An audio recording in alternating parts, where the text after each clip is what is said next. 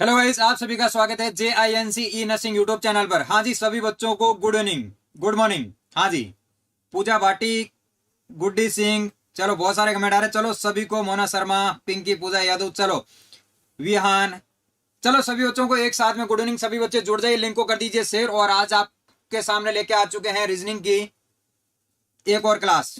चलिए, हाँ जी, सभी बच्चों को गुड गुड मॉर्निंग। चलिए, हाँ जी, बिल्कुल ठीक है, सभी बच्चों को good morning, good morning, good morning. चलिए, हाँ जी, बिल्कुल बहुत सारे बच्चों के कमेंट आ रहे हैं। देखो, कमेंट तो इतने सारे नहीं पढ़ सकते हैं, तो आप सभी को मैं एक साथ में ढेरों सारे गुड मॉर्निंग कह देता हूं और चलते हैं आज के इस रीजनिंग के सेशन की बात करते हैं। तो चलिए बच्चों, आज की ये जो क्लास है आपकी रीजनिंग की क्लास रहने वाली है। और आप सबको पता है कि अभी आपके यूपी CHO का एग्जाम आ चुका है। करीब 7-8 दिन बाद आपका क्या है, एग्जाम है। तो एग्जाम के अंदर जो एग्जाम होता है उससे पहले का ये एग्जाम है। यदि मान लीजिए आपने ये रीजनिंग के क्वेश्चन कर लिए आज के, और आज की आपको सारी चीजें समझ में आई है, तो ऐसा ही एग्जाम के अंदर आपका पेपर आएगा। जैसे आपका सिलेबस है, उस सिलेबस के अकॉर्डिंग हमने ये पेपर एक डिसाइड करा है। जैसे आज का ये सेशन रहेगा, वैसा का वैसा आपका एक रीजनिंग का सेशन और रहेगा। वो रहेगा आपका 6 सितंबर को। जैसी एग्जाम होती है वैसे की वैसी एग्जाम से पहले एक और एग्जाम लेने जा रहे हैं हम आपके। हाँ जी, चलिए, तो सभी बच्चों को एक बार लिंक को शेयर करना है। और मैं आपके सामने लेके आ रहा हूं एक रीजनिंग के बेहतरीन क्वेश्चन, जो आपके यूपी CHO के अंदर उसी पैटर्न के क्वेश्चन मिलेंगे आपके। ठीक है, इनसे बाहर ऐसा नहीं होगा जो अपन पढ़ेंगे सेम क्वेश्चन नहीं आएंगे, लेकिन इसी पैटर्न के क्वेश्चन आपको एग्जाम के अंदर देखने को मिलेगा। चलिए, सभी बच्चों को गुड मॉर्निंग। हाँ जी, मैं आपके सामने लेकर आ रहा हूं आज का फर्स्ट नंबर क्वेश्चन। आप क्या रही है? हाँ जी, चलो लो जी, आपके सामने फर्स्ट नंबर क्वेश्चन आ चुका है कोडिंग एंड डिकोडिंग का। 100% आप यूपी CHO का एग्जाम देने जाओगे, कोडिंग डिकोडिंग का आपको क्वेश्चन पूछा जाएगा। 100% पूछा जाएगा। किस पैटर्न के कैसे क्वेश्चन पूछे जा सकते हैं, उस पैटर्न के क्वेश्चन करेंगे अपन। तो ध्यान रहिए, जो अपन का आज का सेशन रहेगा, 100% आपका जो एग्जाम होगा उसका पैटर्न भी वैसा ही रहेगा। ये एक एग्जाम से पहले का एक मिनी एग्जाम है आपका। चलिए, तो आपके सामने आज का फर्स्ट नंबर क्वेश्चन आ चुका है। तो ध्यान रखिए, जब भी इस प्रकार का कोडिंग डिकोडिंग का क्वेश्चन आता है तो इसको आप सॉल्व कैसे करोगे। ठीक है, इसने आपको 2 वर्ड दे रखे हैं, हिंदी इंग्लिश दोनों लैंग्वेज एग्जाम के अंदर आएगी। दोनों के अंदर मैंने ये लिए हैं। ठीक है, चलिए, तो ध्यान दीजिए बच्चों, यहां पर ये जो वर्ड दे रखा है ना, इसने बोला इस वर्ड को अपन ऐसे चेंज करके लिखेंगे, आगे पीछे कैसे करेंगे उसी प्रकार आपको क्या बोला है, किड्स को कैसे लिखोगे आप। तो ध्यान दो, जब भी ऐसा वर्ड आए तो या तो आपको ये समझ में आ जाएगा कि प्लस हो रहा है या फिर माइनस हो रहा है। यदि आपको ये बात समझ में नहीं आए तो आपको क्या करना है, इस लैंग्वेज को आपको इसके ऊपर नीचे लिख देने। कैसे लिखोगे, यहां पर सभी बच्चे इसको सॉल्व करने की कोशिश करोगे, आप भी मेरे साथ साथ। हाँ जी, ये लिख दिया, इसके नीचे ये वर्ड लिखो आप, ताकि आपको हाथों हाथ पता चलेगा प्लस हो रहा है या फिर माइनस हो रहा है। ठीक है, चलो, तो ये आपको एक क्वेश्चन दिया। अब आपको सॉल्व ये करना है कि ITE और S। तो जब भी बच्चों कोडिंग और डिकोडिंग का क्वेश्चन आए आपके सामने, तो आपको ध्यान ये रखना है कि कोडिंग डिकोडिंग के अल्फाबेट के आपको नंबर याद होने चाहिए। ठीक है, यदि किसी को अल्फाबेट के नंबर याद नहीं है तो इसी चैनल के ऊपर खूब सारी रीजनिंग की क्लासें हैं, लगभग सारे के सारे टॉपिक हमने पढ़ा रखे हैं, वो आप पहले के देख सकते हो। कोडिंग डिकोडिंग हमने पढ़ा रखा है, वहां पर हमने ये भी बताया कि कोडिंग कोडिंग डिकोडिंग के अंदर अल्फाबेट के सीक्वेंस कैसे याद करते हैं, ये सारी की सारी चीजें हम आपको सिखा चुके हैं। ठीक है, तो चलिए, आप सभी को बच्चों पता है कि E कितने नंबर पर आता है, 5 नंबर पर। M कितने पर आता है, 13 पर, 13 पर। P कितने पर आएगा, 16 पर। T कितने पर आएगा, 20 पर। और Y कितने पर आएगा, 25 पर। यदि किसी भी बच्चे को याद नहीं है तो इसी चैनल के ऊपर मैंने कंप्लीट कोडिंग डिकोडिंग पढ़ा रखा है, वहां से आप ये चीजें पढ़ सकते हो। चलिए, इसी प्रकार आपको पता है N आता है 14 पर, F आता है 6 पर, O आता है 15 पर, Z आता है 26 पर और U आता है 21 पर। अब इस बात को समझो, आप कैसे सीक्वेंस के अंदर बैठोगे। तो अब मेरे को एक बात पता चल रही है कि E से N लेके आना संभव नहीं है, यह बात बिल्कुल नहीं बैठेगी। लेकिन मेरे को एक बात समझ में आ रही, E से F लेके आ सकते हो और M से N लेके आ सकते हो। अब सीक्वेंस क्या बैठा है यहां पर ध्यान देना। तो यहां पर बच्चों अपन ने क्या करा है, 1 प्लस करा है, और यहां पर अपन ने क्या करा बच्चों, 1 माइनस करा है। तो देखो कैसे जाके बैठा है, ये क्रॉस के अंदर जाके बैठा है। एक बार 1 प्लस हो रहा है और एक बार 1 क्या हो रहा है, माइनस हो रहा है। तो चलिए बच्चों ध्यान दीजिए, यदि अपन नेक्स्ट के अंदर क्या करें तो ध्यान दो, यहां पर इसके अंदर तो अपन ने एक ही काम करा है, 1 अपन ने क्या कर दिया, बीच वाले के अंदर माइनस कर दिया। यहां पर देखो 20 से 21 हो रहा है और 25 से 26 हो रहा है। तो यहां पर अपन क्या कर रहे हैं, +1 कर रहे हैं। और यहां पर ध्यान दो, 25 से क्या हो रहा है, 26 हो रहा है, और 20 से क्या हो रहा है, 21 हो रहा है। तो यहां पर भी अपन ने क्या करा बच्चों, +1 करा है। तो ये बात सबको समझ में आई क्या? ध्यान दो, यहां पर अपन ने प्लस करा है, यहां पर अपन ने माइनस करा है, और यहाँ 16 से 15 एक माइनस करा, 20 से 21 एक प्लस, 25 से 26 एक प्लस। जो आपने पैटर्न यहाँ पर लगाया है वो का वो सेम टू सेम पैटर्न आप यहाँ पर लगा दो, ताकि आप सबका क्या आ जाएगा, आंसर आ जाएगा। हाँ जी, चलिए सभी बच्चों को जो अभी जुड़े हैं उन सभी बच्चों को गुड मॉर्निंग। ठीक है, चलिए तो अब आपको नेक्स्ट वाला समझ में आ चुका होगा। ऐसा का ऐसा आपको लॉजिक यहां पर लगा के देखना। ध्यान दीजिए बच्चों, के कितने नंबर पर आता है, तो के आता है आपका 11 पर, आई कितने पर आता है 9 पर, टी कितने पर आता है 20 पर, ई कितने पर आता है 5 पर, एस कितने पर आएगा 19 पर। ऐसा का ऐसा लॉजिक आप लगा के चेक करो। यहां पर ध्यान दीजिए क्या करा है अपन ने, पहले यहां पर अपन ने करा है 1 प्लस, तो 1 प्लस करोगे 11 और 1 12, 12 पर कौन सा अक्षर आता है, तो 12 पर बच्चों आपका अक्षर आ जाएगा, हाँ जी। अब ये आपको याद होना चाहिए कि 11 पर क्या आ जाएगा, 12 पे क्या आ जाएगा, सारे के सारे अक्षर आपको क्या होना चाहिए, अल्फाबेट आपको क्या याद होना चाहिए, याद होना चाहिए। तो आपको पता है कि एल कितने नंबर पर आता है, 12 पर। अब यहां पर आपको एक माइनस करना है, माइनस करोगे क्या लिखोगे, एच लिखोगे। अब ऐसे आपको ऑप्शन दिखाई दे रहे हैं क्या, एच और एच के बाद में आपको क्या दिखे, एल। ठीक है, ऐसा यदि आपको कहीं पर भी ऑप्शन दिख जाए तो आप क्या कर सकते हो, सेट कर सकते हो। डी ऑप्शन बता रहे हैं बच्चे, चलो चेक करते हैं डी ऑप्शन की। हाँ जी, इस बीच वाले के अंदर अपन ने क्या करा बच्चों, एक माइनस करा, तो 19, और 19 पर क्या लिखोगे आप, एस लिखोगे। तो एस किस ऑप्शन के अंदर देर का है, अभी तक आपको नहीं देखा, चलिए।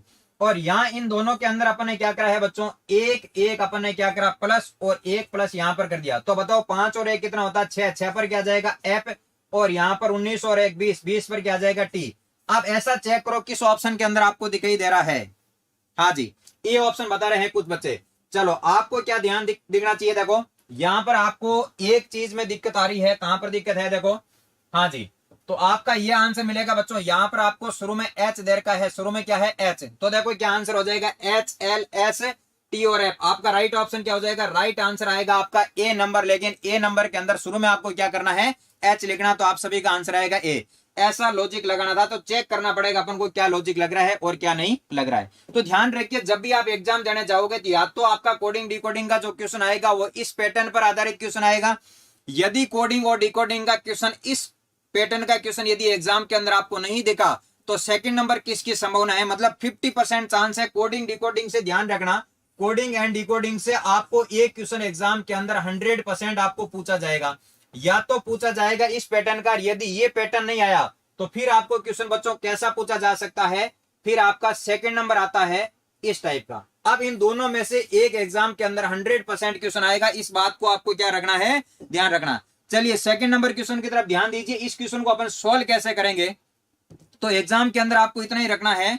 हाँ जी, गलत बता रहे हो सर, गलत क्या बता रहे भाई, हाँ जी सर आप रोज क्लास लिया करो। हाँ जी, पहले रोज चलती थी, अभी आपके एग्जाम आ चुके हैं। गलत कुछ नहीं था, एस था पहले। चलिए, तो ये कोडिंग डिकोडिंग का सेकंड नंबर क्वेश्चन है। 50% चांस है क्वेश्चन ये आएगा, 50% इससे पहले वाला। इन दोनों में से दोनों जो क्वेश्चन है इस पर आधारित, या तो पहले वाले पैटर्न पर आधारित क्वेश्चन मिलेगा या सेकंड वाले पर आधारित आपको क्वेश्चन मिलेगा। तो चलिए बात करते हैं बच्चों सेकंड नंबर पर। तो सेकंड नंबर क्वेश्चन आपको ये कह रहा है कि यहां पर आपको दिखाई दे रहा है, देखो इन्होंने बोला है के देर का है, डी देर का है, जे देर का है और क्यू देर का है। इसके सामने आपको वैल्यू दिखाई दे रही है 8, 1, 4 और 2। ये वैल्यू इस प्रकार लिख लेना ताकि आपको पता रहेगा कि प्लस हो रहा है, माइनस हो रहा है, क्या हो रहा है, क्या नहीं हो रहा है। चलिए इसी प्रकार यदि अपन बात करें तो यहां पर आपको दिखाई दे रहा पी, आर, एम और टी। इसका आपको क्या करना है, कोड लिखना है। चलो सोचो आप कि अपन इसका कोड कैसे डिसाइड करें कि इसके सामने देखो इन्होंने क्या लिख रखा है कि के, डी, जे और क्यू को आपको लिखना है 8, 1, 4 और 2। अपन क्या करें, कैसा लॉजिक लगाए जिससे आपका क्या हो, सही आंसर बैठ जाए।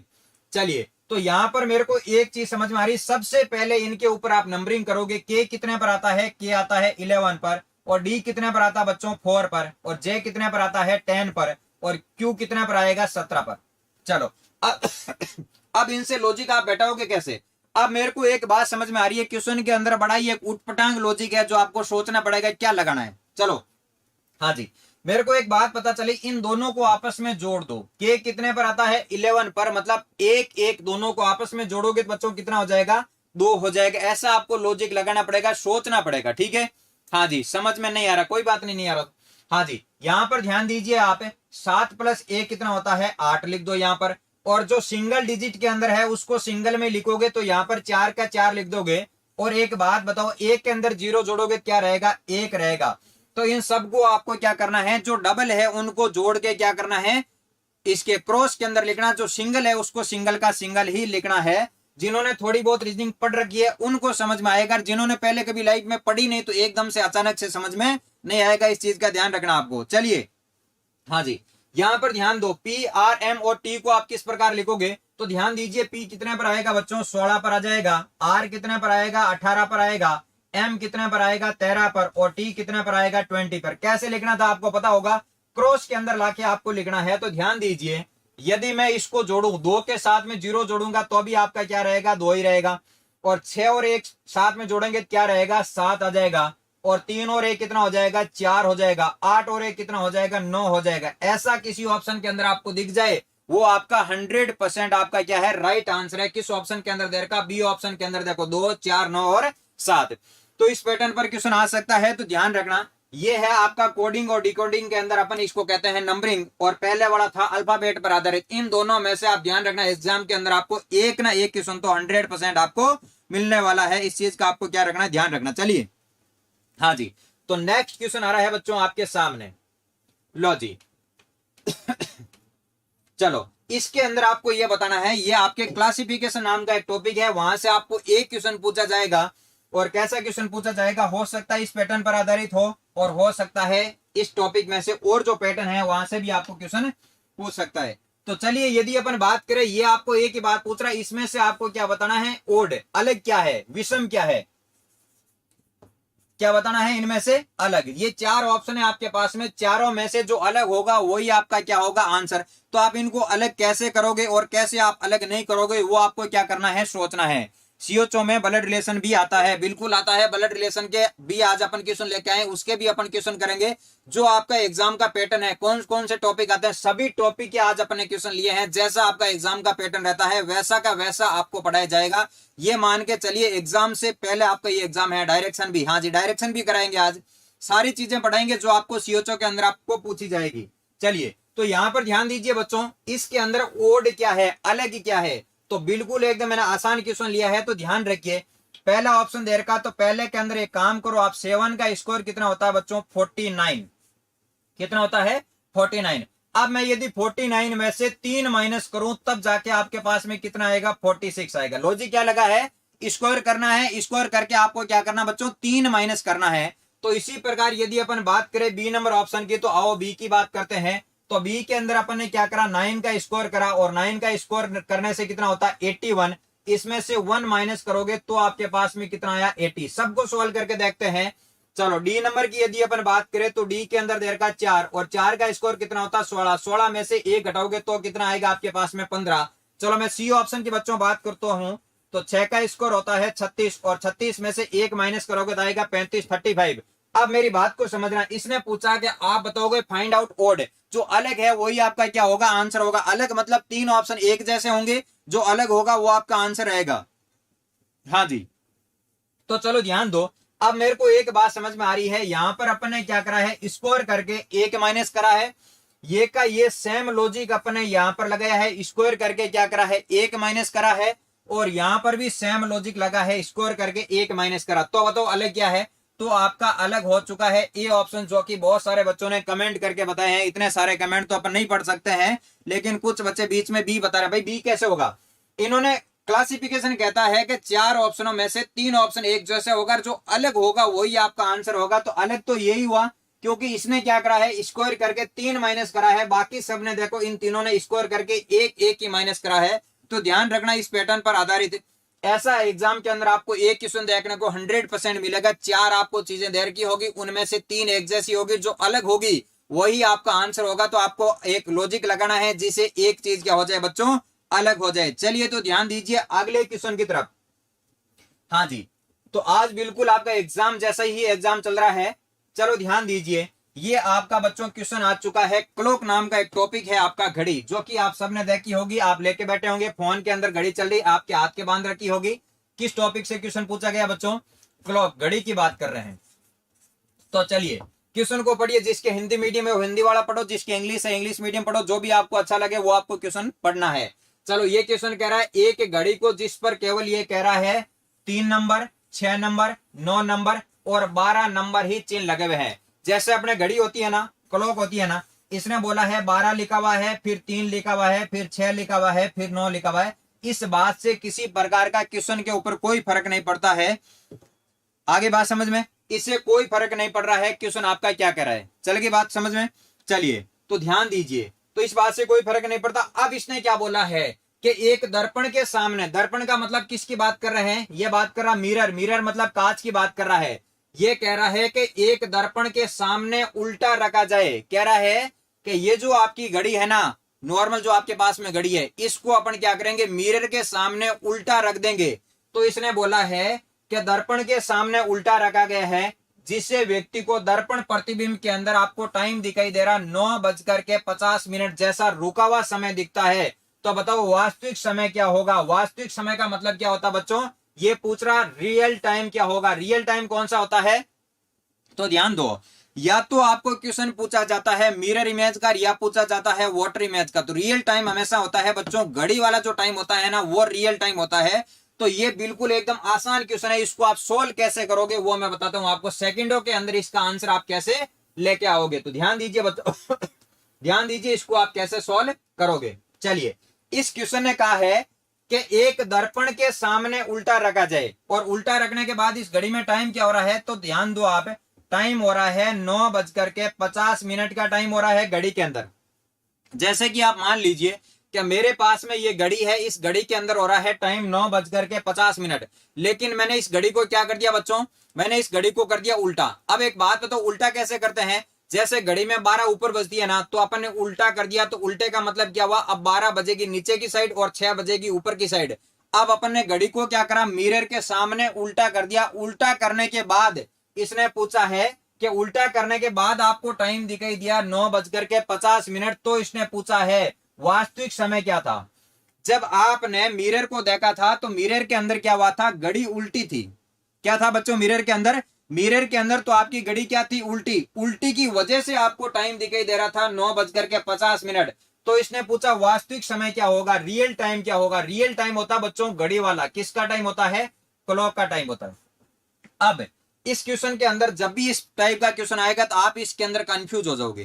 क्यों हो जाओगे, तो ध्यान दीजिए, जब भी आपको ऐसा क्वेश्चन पूछा जाए, ये लाइन देर की है ना, ये क्या कह रहा है कि एक दर्पण के सामने उल्टा रखा जाए। तो कभी भी आप एक काम करना, ऐसा आप घर पे प्रैक्टिकल कर सकते हो। आप सबके पास में घड़ी भी है और आप सबके पास में मिरर भी है तो जो ही आप मिरर के सामने घड़ी को उल्टा रखोगे, और जब वो जो टाइम दिखेगा वो आपको टाइम दिखेगा जो वाटर इमेज का टाइम होता है ना, किसका टाइम होता है, घड़ी को जो ही मिरर के सामने उल्टे का मतलब होता है बच्चों, अब जो आपको टाइम दिखेगा वो दिखेगा आपको वाटर इमेज का जल प्रतिबिंब दिखेगा। जब लेफ्ट और राइट होता है, जब लेफ्ट की साइड राइट में घूमती है, राइट की साइड लेफ्ट में घूमती है, उसको अपन मिरर इमेज कहते हैं। तो ये कह रहा है कि उल्टा रखा जाता है। उल्टे का मतलब ये क्वेश्चन आपका लिखा हुआ मिरर है, लेकिन क्वेश्चन किसका है बच्चों, ये आपका क्वेश्चन है वाटर इमेज की बात कर रहा है। अब वाटर इमेज आपको पता होगा कि वाटर इमेज का कोई भी एग्जाम के अंदर क्वेश्चन आ जाए, उसके लिए मैं ट्रिक बता देता हूं कि जब भी वाटर इमेज का बच्चों क्वेश्चन आए एग्जाम के अंदर, तो आपको दो टाइम याद रखना है, 18:30 और 17:90। इन दोनों में से क्वेश्चन को आप माइनस कर दो, आपका 100% आपको क्या होगा, आंसर मिल जाएगा। कभी भी वाटर इमेज का कोई भी एग्जाम के अंदर क्वेश्चन आए तो आपको क्या करना है, एक टाइम आपको ध्यान रखना है 18:30 और दूसरा टाइम आपको ध्यान रखना है 17:90। यदि मिरर इमेज का कोई क्वेश्चन आए तो आप माइनस कर देना 11:60 में से कैसा भी क्वेश्चन आए माइनस कर देना, आंसर आ जाए। जब भी वाटर इमेज का क्वेश्चन आए इन दोनों में से एक में से माइनस कर देना। एक में से कैसे, 30 मिनट या 30 मिनट से कम, 30 मिनट या 30 मिनट से कम का कोई क्वेश्चन आता है तो इस टाइम में से माइनस करना है। 30 मिनट से ऊपर का कोई क्वेश्चन आता है एग्जाम के अंदर तो इस टाइम में से आपको माइनस करना है। तो ध्यान दीजिए बच्चों, अब आपके पास में टाइम हो रहा है 9:50। बोलो किस में से माइनस कर दे, इस टाइम में से आपको माइनस करना है 9:50। तो यहाँ पर माइनस करोगे तो आपके पास में कितना बचेगा, 40, और 40 मिनट वाला एक ही तो ऑप्शन है, आपको देर का है 8:40। तो ध्यान दो, 8 और 9 कितना हो चुका है, 17। बोलो आई बात समझ में नहीं आई।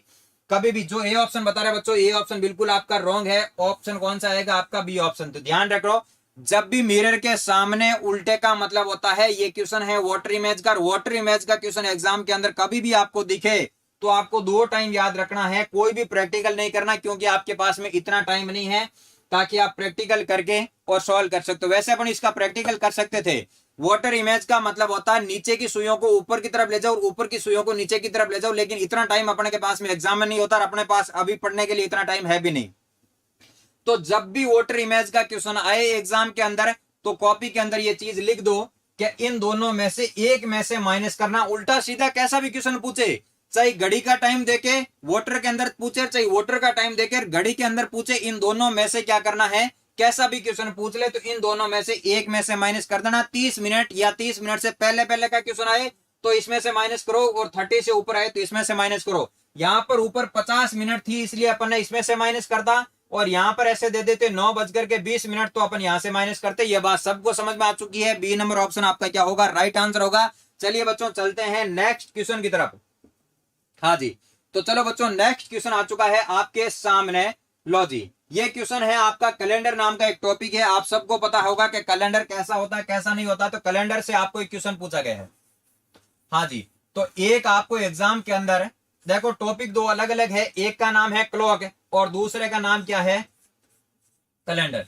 तो ध्यान रखना, आप जब यूपीसीएचओ का जो एग्जाम देने जाओगे उसके अंदर या तो आपको एक कैलेंडर का क्वेश्चन मिलेगा या क्लॉक का मिलेगा, दोनों में से एक क्वेश्चन मिलेगा, क्योंकि आपके सिलेबस के अंदर ये दोनों टॉपिक एक साथ ही देर का, कैलेंडर एंड क्लॉक। और एग्जाम के अंदर नॉर्मली इन दोनों में से एक क्वेश्चन पूछा जाता है, या तो कैलेंडर का या क्लॉक का। नंबर तो ऐसा ही है, बाकी हो सकता है दोनों में से पूछे, कोई फर्क नहीं पड़ता, लेकिन ज्यादा पॉसिबिलिटी किसकी है, दोनों में से एक का क्वेश्चन आपको एग्जाम के अंदर देखने को मिलेगा। चलिए, तो ये क्वेश्चन आपको कैलेंडर से पूछा गया है। तो देखो ये क्वेश्चन क्या कह रहा है, ये कह रहा आने वाले कल से अगले दिन क्या है, क्रिसमस डे।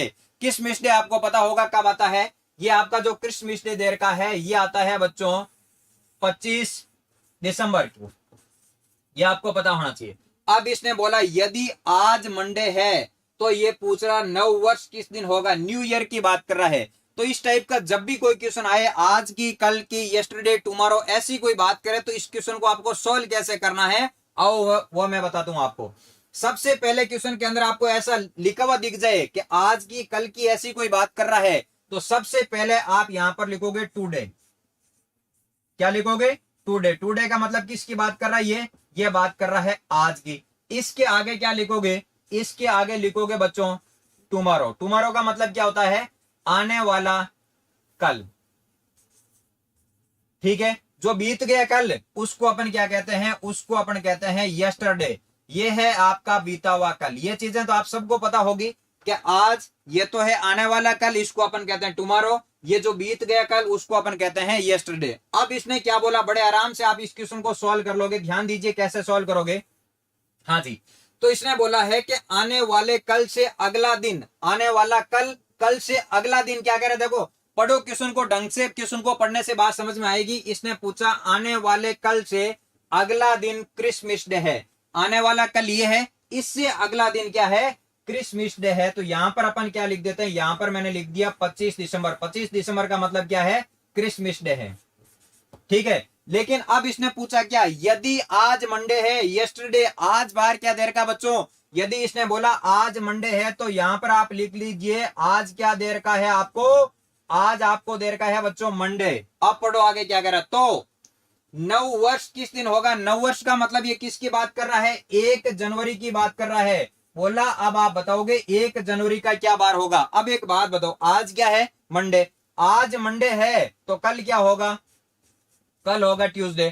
ट्यूसडे के बाद में क्या आएगा, वेडनेसडे। मतलब 25 दिसंबर को आपको बार पता चल गया, मतलब क्रिसमस डे के दिन बार क्या है, वेडनेसडे दे रखा। तो इसने पूछा 9 वर्ष मतलब 1 जनवरी। एक बात बताओ, 25 दिसंबर के कितने दिन बाद में 1 जनवरी आ रही है, 7 दिन बाद में आ रही है। देखो जनवरी का महीना कितने दिनों का होता है, यदि किसी को ये बात पता नहीं है कौन सा महीने कितने कितने दिनों का, तो यहाँ से काउंट कर लेना। ये ऊपर वाले जो पार्ट दे रखे हैं ये 31 होते हैं और अंदर वाले कितने होते हैं, 30 के। तो जनवरी ऊपर का पार्ट है तो 31 का है। तो अब एक बात बताओ, 25 से 31 6 और 1 दिन 7 दिन। इसका मतलब जो आपका 25 दिसंबर का बार देर का है वो का वो सेम आएगा 1 जनवरी का। इसका मतलब बच्चों आपका आंसर क्या हो चुका है, वेडनेसडे। तो आपका राइट आंसर क्या आ चुका है, वेडनेसडे। चलिए कमेंट करके ये बताइए, ये बात आप सबको समझ में आ चुकी होगी। कोई इसके अंदर हार्ड चीज नहीं है, क्या करना था इसके अंदर, मैं थोड़ा सा वापस बता देता हूं आपको। जब भी बच्चों इस टाइप का क्वेश्चन आए तो आपको इतना ही लिखना है, टी का मतलब टुमारो और टी का मतलब टुमारो और टी का मतलब टुडे, और ये है आपका यस्टरडे। इसने पूछा आज बार क्या देर का है, तो आज इसने बोला है मंडे है। और अब आपका क्रिसमस डे कहाँ है, कहां पर देर का है, यहां पर। यदि आज मंडे है तो कल ट्यूसडे, और क्रिसमस डे को क्या हो जाएगा, वेनसडे। अब इसने पूछा 9 वर्ष मतलब 1 जनवरी, ये इससे 7 दिन बाद में। जो आज बार है वो 7 दिन बाद में क्या हो जाएगा, रिपीट हो जाएगा। इसका मतलब यहां पर भी वेनसडे है और यहां पर भी आपका क्या है, वेनसडे। तो आपका राइट आंसर आ चुका है बच्चों, वेनसडे। बुधवार की बात कर रहा तो आप सभी का आंसर है बुधवार। चलिए, तो अगला क्वेश्चन आ रहा है आपके सामने, तैयार रहिए। नेक्स्ट क्वेश्चन क्या कह रहा है आपका, चलो बच्चों चलो, ये लो जी आपके सामने फिर से एक क्लॉक का क्वेश्चन आ चुका है। अपन 2-4 क्वेश्चन क्लॉक के और कैलेंडर दोनों टॉपिक से कर लेते हैं, ताकि किसी भी टॉपिक से आपको एग्जाम के अंदर क्वेश्चन पूछे लेकिन आप 100% क्या करके आओ, सही करके आओ। हाँ जी, कुछ बच्चे सी बता रहे हैं, कुछ बच्चे कुछ बता रहे हैं। चलिए, हाँ जी ध्यान दीजिए, मैंने आपको अभी अभी कहा क्लॉक का क्वेश्चन। वैसे तो खूब टाइप के क्वेश्चन आते हैं, पूरा टॉपिक पढ़े अपन तब पता चलता है, लेकिन आपका नॉर्मली जो अपन ने आज क्वेश्चन करे हैं, वो एक क्वेश्चन किसका करा बच्चों, एक तो अपन ने करा है मिरर इमेज का, और अपन ने बात किसकी करी है, और अपन ने बात करी है वाटर इमेज की।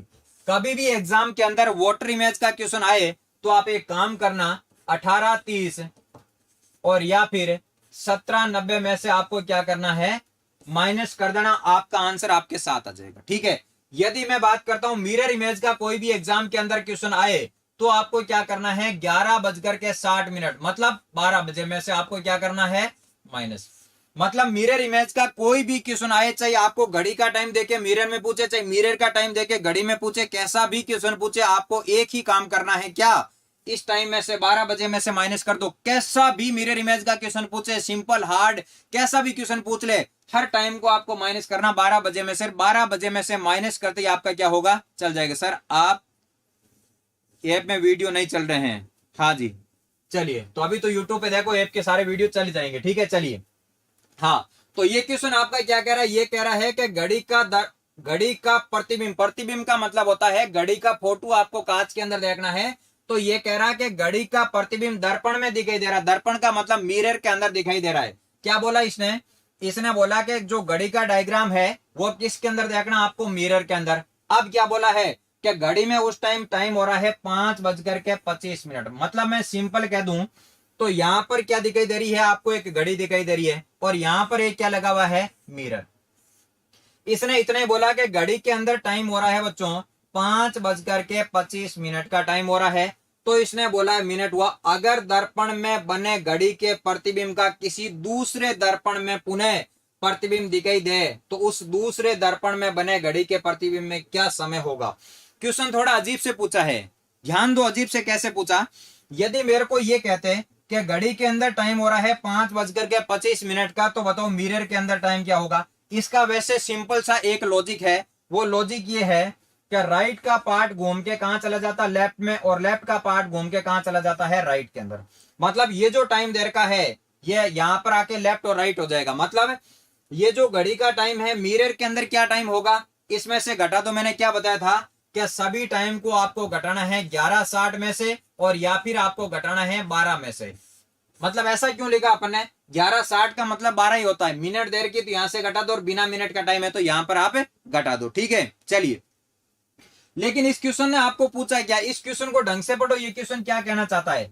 इस क्वेश्चन ने ये पूछा कि 5:25 का टाइम हो रहा आपका इस घड़ी के अंदर। अब पूछा अगर दर्पण में बने घड़ी के प्रतिबिंब का किसी दूसरे दर्पण में पुनः आपको देखना है। इसने बोला इस घड़ी का टाइम देखा इस दर्पण के अंदर, लेकिन इस दर्पण को एक दूसरे दर्पण के अंदर आपको देखना है, और आपको फिर क्या बताना है, फिर आपको पूछना अब टाइम क्या हुआ। इस मिरर का आपको टाइम पूछा, घड़ी में टाइम क्या हो रहा है 5:25। इसको देखा अपन ने इस दर्पण के अंदर, फिर इस दर्पण के अंदर जो टाइम हो रहा, अब इस दर्पण में देखकर आपको ये वाला आंसर आपको बताना है। ठीक है, तो चलो आपका आंसर क्या होगा। आपका आंसर देखो बच्चों, अपन ने इस मिरर के अंदर देखा, जो आपका चेंज हुआ वापिस इसमें करा तो चेंज का वापिस क्या हो गया, सही। कभी भी एक टाइम को 2 बार मिरर के अंदर देखने का मतलब ये होता है कि बच्चों जो आपको एग्जाम के अंदर, जो आपको क्वेश्चन के अंदर टाइम दे रखा वो का वही आंसर है 5:25। ये आपका क्या है, आंसर है। ऐसा क्यों हुआ, तो मैं ये भी बताता हूं आपको ऐसा क्यों हुआ। कि मैंने कहा आपको 11:60 में से आपको क्या करना है माइनस, आपने 11:60 में से माइनस करा, टाइम आया 5:25। 11:60 में से 5:25 माइनस करोगे तो आपके पास में आया 6:35। मतलब ये घड़ी थी, इसको आपने जो ही 11:60 में से माइनस करा तो आपका आंसर आ गया 6:35। बिल्कुल ठीक है। अब ये 6:35 फिर से माइनस करोगे तो फिर से आपका आंसर आ जाएगा 5:25।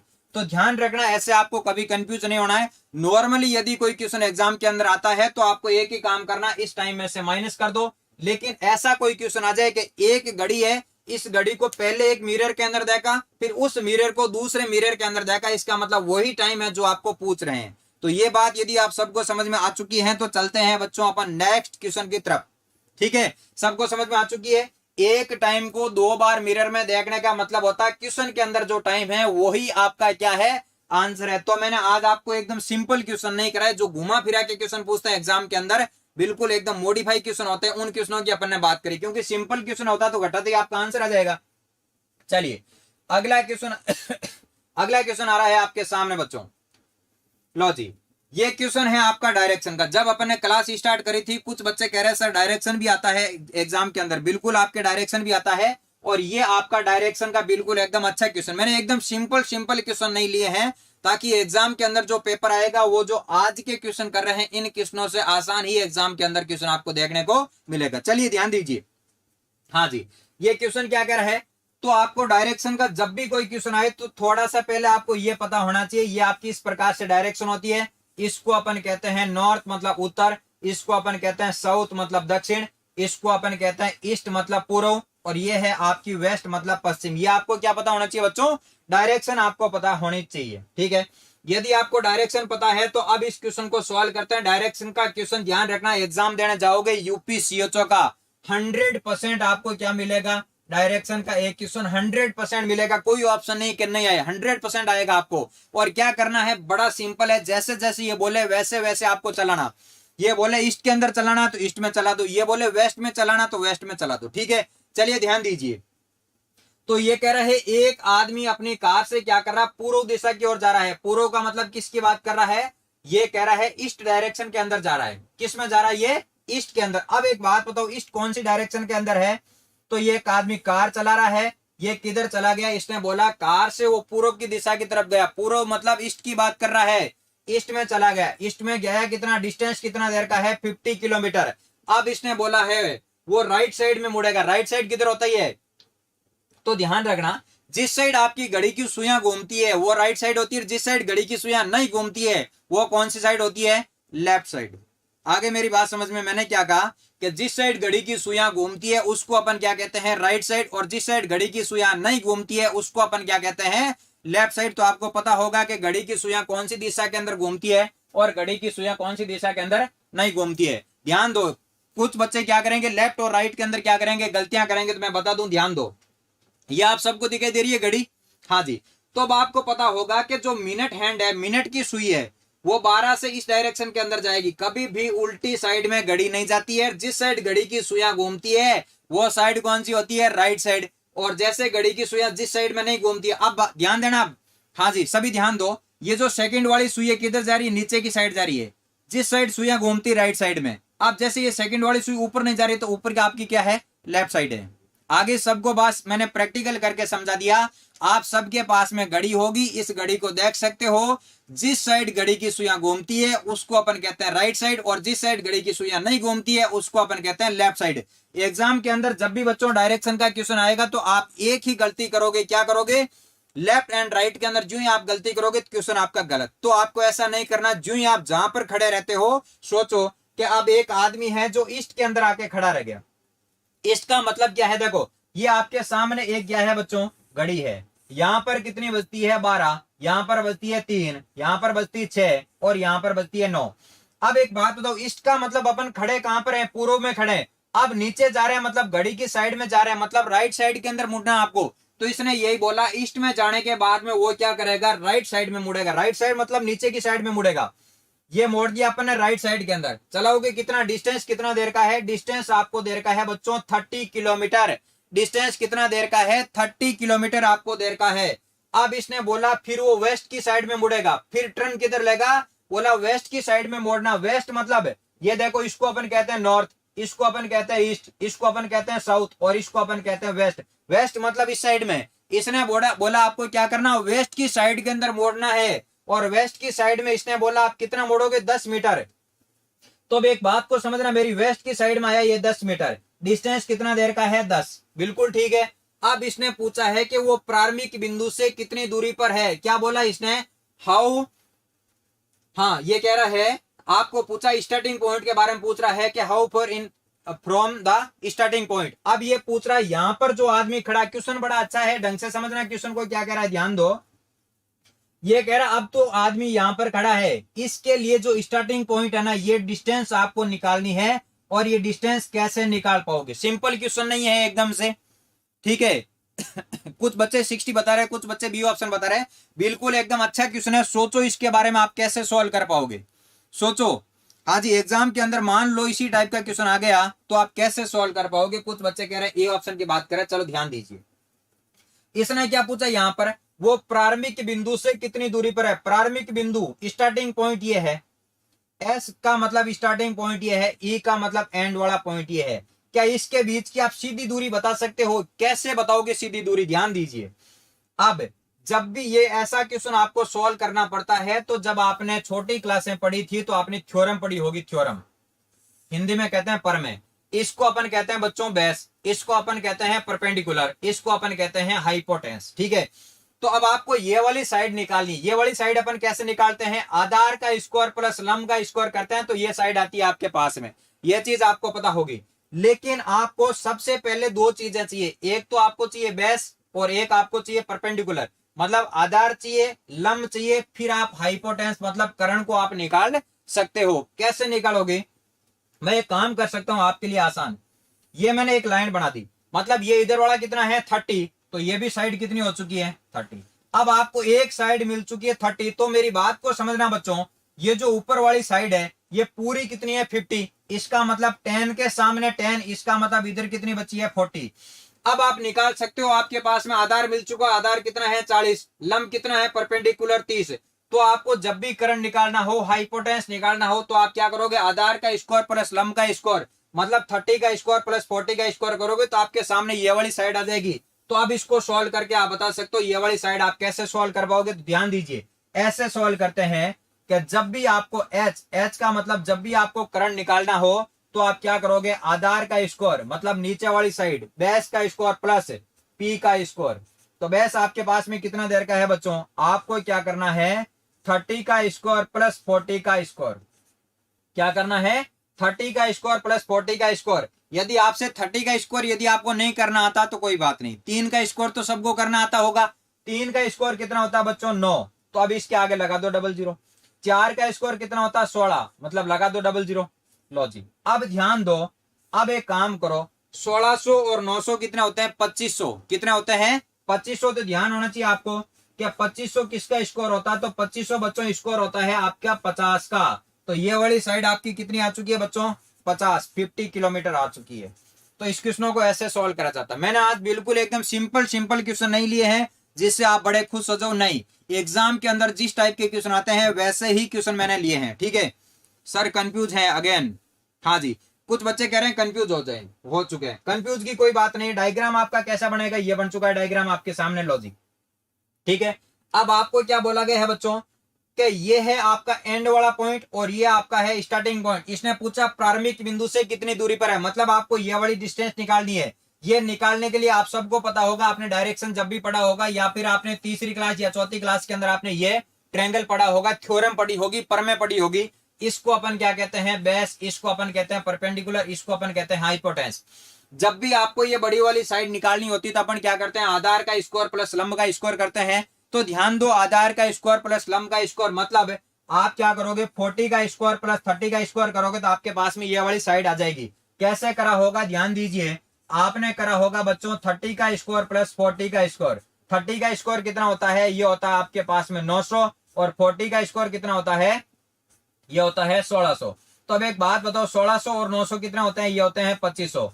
आप सबको पता होगा कि 2500 किसका स्क्वायर होता है, ये होता है 50 का। तो आपकी ये साइड आएगी 50। बिल्कुल सिंपल। आजकल पेपर नहीं आते एग्जाम के अंदर, क्योंकि कोरोना काल के अंदर बच्चे घर पे बैठे बैठे बहुत इंटेलिजेंट हो चुके हैं, बहुत सारी चीजें पढ़ चुके हैं। आजकल एग्जाम के अंदर जो भी क्वेश्चन आएंगे बड़े अच्छे क्वेश्चन आएंगे, तो आपको अच्छी अच्छी चीजें ही आपको पढ़ के जानी है। बिल्कुल ठीक है, चलिए। हाँ जी, तो ये बात सबको समझ में आ चुकी होगी। तो चलते हैं अगले क्वेश्चन की तरफ। हाँ जी, लो जी, अगला क्वेश्चन आ चुका है बच्चों आपके सामने। ये क्वेश्चन पूछा गया है, आपके साइंस का क्वेश्चन है, जो कि आप यूपीसीएचओ का एग्जाम देने जाते हो जा रहे हो। इसका मतलब आप सारे के सारे बायोलॉजी के स्टूडेंट हो। ये क्वेश्चन आप सारे के सारे बच्चे कर सकते हो। ये कहते हैं ऑर्निथोलॉजी का मतलब आगे दे रखा है पक्षी, और अब कह रहा है एंथ्रोपोलॉजी के बराबर में क्या आएगा। तो ध्यान दीजिए, एक आपका टॉपिक है जिस टॉपिक का नाम है बच्चों एनालॉजी। एनालॉजी हिंदी के अंदर इसको बोला जाता है सादृश्यता। ये कहता है, इस चैप्टर का रूल ये है, ये कहता फर्स्ट के बीच में और सेकंड के बीच में क्या रिलेशन है, वो का वो रिलेशन आपको लगाना है थर्ड के साथ में। आई मेरी बात समझ में। इस टॉपिक से जब भी क्वेश्चन आता है तो ये कहता फर्स्ट के बीच में और सेकंड के बीच में रिलेशन क्या है, इन दोनों के बीच में जो रिलेशन आपको पूछा गया है वो का वो सेम रिलेशन आपको तीसरे के साथ में आपको लगाना है। हाँ जी, हाँ जी। अब ये कह रहा है ऑर्निथोलॉजी के बराबर में आपको क्या दे रखा है, पक्षी। मतलब एक बात सोचो आप, इन दोनों के बीच में ऑर्निथोलॉजी और बर्ड्स के बीच में क्या रिलेशन है, वैसा का वैसा रिलेशन इसने पूछा है। एंथ्रोपोलॉजी का मतलब क्या होगा। ये बिल्कुल आपके बायोलॉजी का ही क्वेश्चन है, जो कि आप सभी बच्चों का मैं चेक कर रहा हूं क्या सभी बच्चे इसको सही बता रहे हैं या फिर नहीं बता रहे हैं। हाँ जी, ए ऑप्शन बता रहे हैं कुछ बच्चे। बिल्कुल प्लांट्स गलत है। पौधों का जो अध्ययन होता है उसको अपन एंथ्रोपोलॉजी नहीं कहते हैं, ये रॉन्ग है मतलब। हाँ जी, पूनम यादव ने बताया है ए आंसर। खूब सारे बच्चे कह रहे हैं, प्रियंका पाल, हाँ जी, कुछ बच्चों ने, मोनिका, सजिता, कुछ बच्चों ने ए आंसर बताया, जो कि आपका गलत था।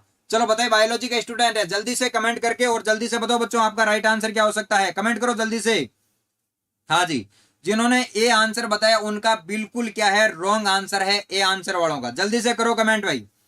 हाँ जी, ए आंसर बता रहे हैं, ए वालों का सभी का क्या है, गलत आंसर। बिल्कुल साइंस का क्वेश्चन आया है रीजनिंग के अंदर। रीजनिंग कहती है कि इन दोनों के बीच में जो आपका रिलेशन है वो का वो रिलेशन आपको क्या करना है, सेम बताना है। एंथ्रोपोलॉजी किसके अध्ययन को अपन कहते हैं। हाँ जी, बताइए जल्दी से कमेंट करो बच्चों और बताइए। हाँ जी, बहुत सारे बच्चे कह रहे हैं, कुछ बच्चे ए बता रहे हैं, कुछ बच्चे बी बता रहे हैं। हाँ जी, जल्दी से बताओ। हाँ जी, ए आंसर बताएं बस, ए के आगे किसी ने आंसर। हाँ जी, कुछ बी भी बता रहे हैं, कुछ डी भी बता रहे हैं।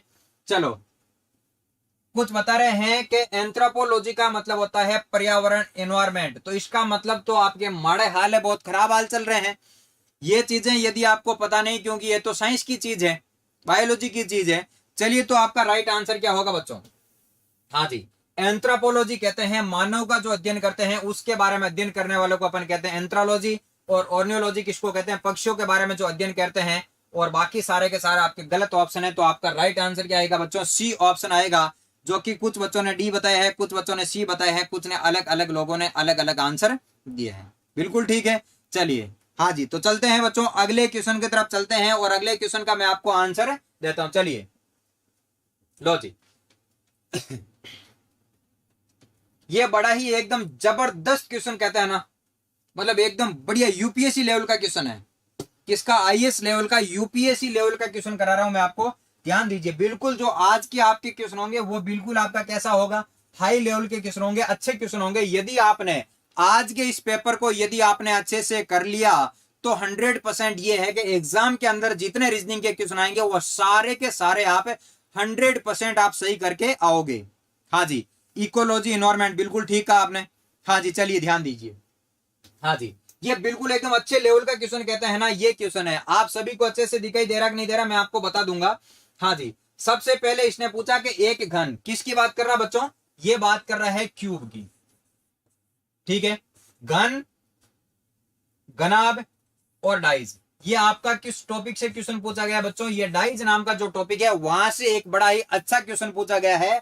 ये आपका क्वेश्चन वैसे यूपीएससी के अंदर आते हैं इस पैटर्न के क्वेश्चन, और एसएससी के जो एग्जाम होते हैं उसमें भी आते हैं। लेकिन मैं आपको यही बता देता हूं कि आपके हो सकता है इस टाइप का क्वेश्चन आ जाए, एकदम अच्छा जबरदस्त क्वेश्चन आ जाए, तो आप सॉल्व कैसे करोगे। चलिए, हाँ जी, तो इसने क्या बोला है कि घन की 3 स्थितियां दी गई है, और घन किसी भी सतह को 1 से 6 तक की संख्याओं में दर्शाया गया है। और अब कह रहा है कि घन को खोलने पर निम्न में से कौन सा घन बनेगा। ये कह रहा है कि ये आपको क्या दे रखा है, क्वेश्चन दे रखा है। अब कह रहा है यहां पर जो हम डायग्राम बनाएंगे वो कौन सा डायग्राम बनेगा, इसको सोल्व कैसे करते हैं वो आपको क्या रखना है, ध्यान रखना है। तो ध्यान दो, ये जो आपको ऊपर वाले बच्चों 3 डाइज दे रखे हैं, ये तो आपके कैसे हैं, बंद डाइज है। कैसे हैं, क्लोज वाले डाइज। और जो ऑप्शन दे रखे हैं, ऑप्शन आपके कैसे हैं, ऑप्शन है आपके ओपन डाइज। ऊपर वालों को खोल के और नीचे आपको 4 ऑप्शन दे रखे हैं कि कौन सा ऑप्शन सही है, जिसको अपन यहाँ पर क्वेश्चन मार्क की जगह पर अपन रख सकते हैं। यदि किसी को एकदम ये क्लियर डायग्राम नहीं दिख रहा तो मैं बता दूंगा क्लियर डायग्राम आपको क्या कहना चाहता है। सर डायग्राम शो नहीं हो रहा है, तो मैं पहले से ही कह रहा हूं डायग्राम अच्छी तरह से शो नहीं हो रहा है।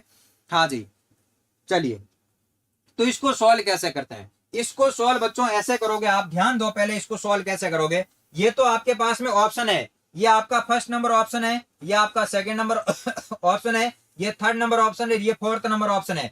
तो आपको ये बताना कि कौन सा ऑप्शन सही होगा, उसके लिए क्वेश्चन आपके पास में ये है। मेरे को पहले आप ये बताओगे, ये आपके पास में फर्स्ट और सेकंड जो आपको 2 डायग्राम दे रखे हैं, मैं यहां पर बना देता हूं अच्छे से। हाँ जी, मैं एक बार इन तीनों के तीनों डायग्राम जो आपको अच्छे से समझाने के लिए मैं यहां पर बना देता हूं। ध्यान दो, ये पहला डायग्राम आपको दे रखा है।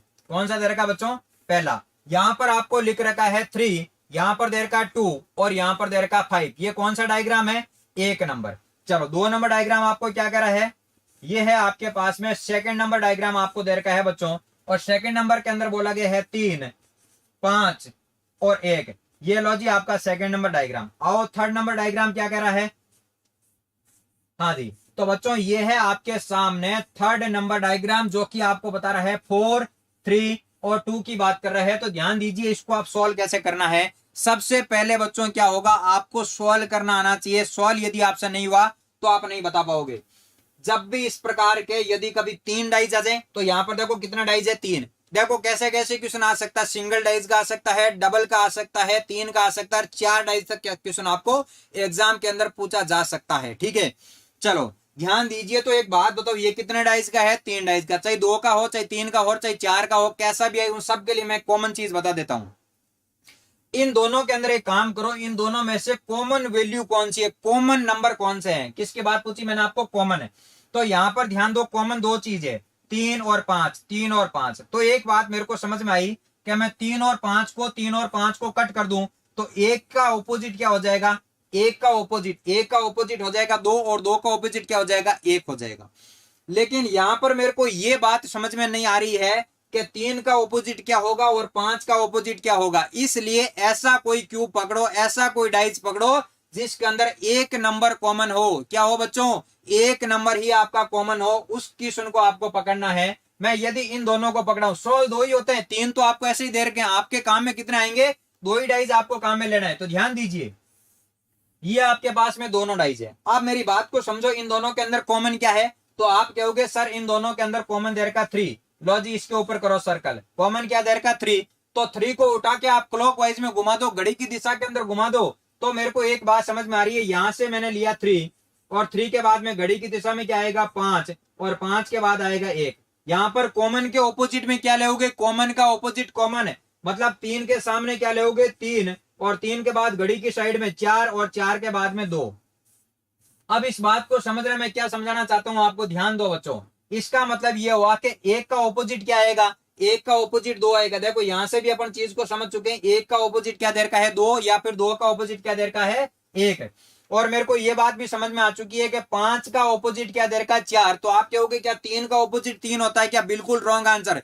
3 का ऑपोजिट 3 नहीं होगा। जो आपको नंबर नहीं दिखाई दे रहा, एक गन गनाब और पासे पर कितने नंबर दिखाई देते हैं, 1 से लगा करके 6 तक, 1 2 3 4 5 और 6 तक नंबर दिखाई देना चाहिए। तो यहाँ पर 1 दिख रहा है, 2 दिख रहा है, 4 दिख रहा है, 3 दिख रहा है, कौन सा नंबर नहीं दिखाई दे रहा है 6।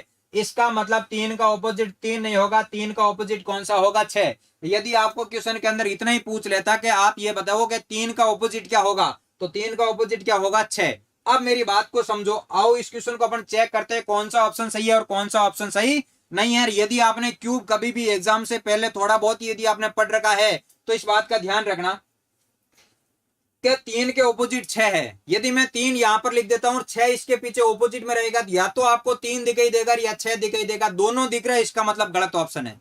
ठीक है, या तो आपको 5 दिखाई देगा या 4 दिखाई देगा। क्यों, क्योंकि यदि मैंने 4 यहां पर लिख रखा है, इसके पीछे 5 लिखा, तो या तो 5 दिखेगा या 4 दिखेगा, दोनों एक साथ में नहीं दिखेगा। तो आओ ऑप्शन को चेक करते हैं बच्चों। अपन ऑप्शन को चेक कैसे करेंगे और कैसे नहीं करेंगे, ध्यान दीजिए। अब पहला क्वेश्चन देखो, यहां पर ध्यान दो आप। ये कह रहा है कि 4 का ऑपोजिट क्या आएगा, 1। क्या 4 के ऑपोजिट में 1 आ सकता है क्या?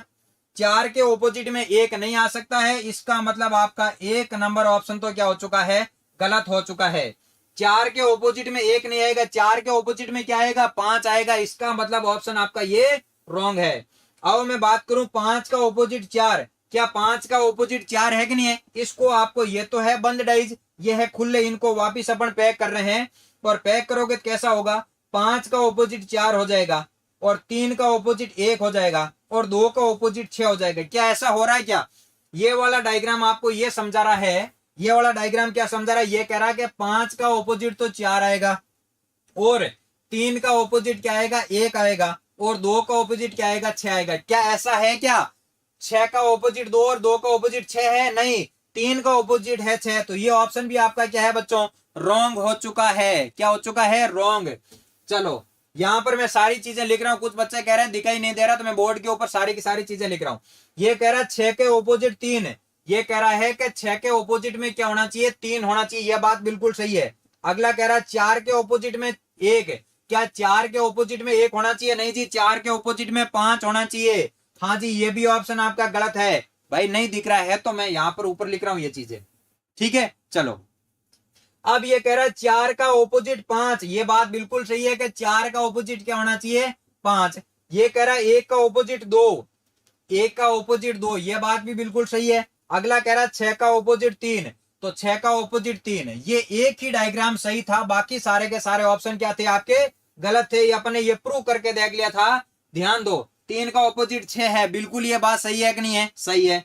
5 का ऑपोजिट 4 या 4 का ऑपोजिट 5, ये बात भी सही है। 1 का ऑपोजिट 2 या 2 का ऑपोजिट 1, इसका मतलब सही ऑप्शन कौन सा हो चुका है, सही ऑप्शन हो चुका है आपका डी नंबर ऑप्शन। आपका 100% बच्चों क्या है, सही। अपने एकदम प्रूव करके देख लिया कि डी नंबर ऑप्शन आपका क्या होगा, सही होगा। तो ध्यान रखना, इस टाइप का क्वेश्चन आपको एग्जाम के अंदर देखने को मिल सकता है, क्योंकि आपका सिलेबस का पार्ट है। ट्यूब एंड डाइज नाम का टॉपिक आपको दे रखा। चलिए हाँ जी, नेक्स्ट क्वेश्चन आ रहा है बच्चों आपके सामने। लो जी, आपको क्वेश्चन पूछा गया है रैंकिंग ऑर्डर। रैंकिंग नाम का आपका एग्जाम के अंदर क्या दे रखा है, एक टॉपिक दे रखा, जिस टॉपिक का नाम क्या है बच्चों, रैंकिंग। तो ध्यान रखना, रैंकिंग के क्वेश्चन इस टाइप के होते हैं, इनको सॉल्व अपन कैसे करते हैं। आपने यदि इस टॉपिक को कभी भी पढ़ा है या नहीं पढ़ा, इस बात से कोई फर्क नहीं पड़ता है। यदि आपको इतना पता है कि राइट कौन सा होता है, लेफ्ट कौन सा होता है, यदि आपको राइट एंड लेफ्ट यदि आपको पता है, तो इस क्वेश्चन को आप 100% क्या कर लोगे बच्चों, सॉल्व कर लोगे, ठीक है। चलिए ध्यान दीजिए, इसको आप कैसे सॉल्व कर पाओगे। सर आप रीजनिंग बहुत है अच्छी पढ़ा, तो धन्यवाद। चलिए अब इस टॉपिक के अंदर आपने रैंकिंग का जब भी कोई क्वेश्चन एग्जाम के अंदर आए, तो आप बिल्कुल ऐसा नहीं सोचना कि हमने पढ़ा ही नहीं, कोई फर्क नहीं पड़ता। जैसा जैसा ये कह रहा है वैसा वैसा आपको क्या करना है, सॉल्व करना। कैसे सॉल्व करोगे, ध्यान दीजिए। ये कह रहा है कि जन्मदिन की एक पार्टी में राम लेफ्ट साइड से, आपको इतना तो पता है लेफ्ट और राइट कौन सा होता है। जैसे मैं ऐसे खड़ा हूं, तो ये मेरा हाथ कौन सा, राइट, और ये हाथ कौन सा, लेफ्ट। आपका भी ये हाथ कौन सा है, राइट, और ये हाथ कौन सा, लेफ्ट। तो मैं एक लाइन बना देता हूं यहां पर। क्या बना दी मैंने, एक लाइन बना दी है। लो जी, आप सभी बच्चों का, जितने के जितने बच्चे इस क्लास को वॉच कर रहे हैं, उन सभी बच्चों का ये हाथ कौन सा है, इस हाथ को आप कहोगे आर का मतलब ये है राइट साइड आपकी, और ये है आपकी लेफ्ट साइड। इसने जैसा बोला वैसा अभी तक अपन ने बना दिया। अब इसने बोला है कि राम लेफ्ट साइड से 36वें नंबर पर पोजीशन पर खड़ा है, ये लेफ्ट साइड है। इस साइड से यदि आप देखोगे तो कौन बैठा है बच्चों, यहां पर बैठा है राम, और राम की पोजीशन कौन सी है, राम की पोजीशन है बच्चों 36। ये बात सही है क्या, जैसा क्वेश्चन ने बोला है वैसा का वैसा अपन ने लिख दिया है। इसने बोला है कि राम की लेफ्ट साइड से कौन सी पोजीशन है, 36, लिख दिया। चलो आप पढ़ो, कह रहा कि सोवन राइट साइड से कौन सी पोजीशन पर खड़ा है, 48 पर। तो ध्यान दीजिए, 48वें नंबर पर पोजीशन, 48वें नंबर पर कौन खड़ा है, ये खड़ा है, मैं एस लिख रहा हूं, एस का मतलब कौन होगा, सोवन होगा।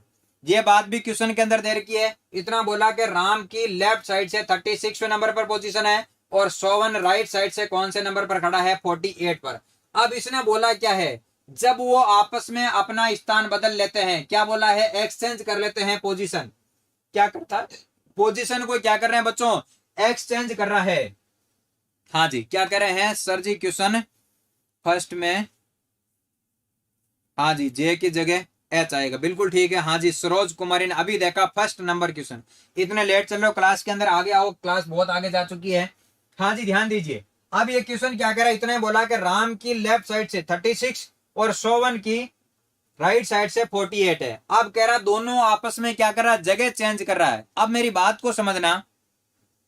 हाँ जी, बच्चे पूछ रहे हैं, जानवी चौधरी ने पूछा ऑफलाइन बैच कब स्टार्ट हो रहा है। ऑफलाइन बैच स्टार्ट हो रहा 5 सितंबर को, ठीक है। चलिए, इसने बोला ये जगह दोनों चेंज कर रहा है। देखो, जगह जब भी चेंज करता, पोजीशन जब भी चेंज करता है, तो ये रैंक कभी भी नहीं जाती है। ये जो यहाँ पर कौन बैठा, राम, इसकी जगह पर कौन आ जाएगा, श्याम। और ये जो शोभन बैठा है, शोभन की जगह पर कौन आ जाएगा, राम। इसको कहते हैं पोजीशन चेंज। जैसे आप किसी बस के अंदर बैठे हो, तो जब भी आपको बोले कि आप जगह चेंज कर लो, तो जगह चेंज का मतलब क्या होगा, आप सीट से उठ के चले जाओगे या फिर सीट को ही साथ में लेके जाओगे, आप उठ के चले जाओगे। उसी प्रकार इसने बोला कि ये आपस में क्या कर रहे हैं, एक्सचेंज कर रहे हैं। एक्सचेंज का मतलब क्या हुआ, एक्सचेंज का मतलब राम यहां पर चला जाएगा, शोभन यहां पर आ गया। अब बदलने के बाद में हुआ क्या, ध्यान दो। अब कह रहा है कि राम का स्थान लेफ्ट साइड से 48वें नंबर पर हो जाता। राम ये है ना, कह रहा है कि राम का लेफ्ट साइड यही है ना, कह रही राम की लेफ्ट साइड से ये रैंक हो जाएगी 48। अब इस बात को समझना, यदि राइट साइड से देखा जाए तो राम की रैंक कौन सी है, 48वें नंबर 48। यदि राम की लेफ्ट साइड से देखी जाए तो 48। इसका मतलब राम बेटा कहां पर है, राम बेटा यहां पर बीच में।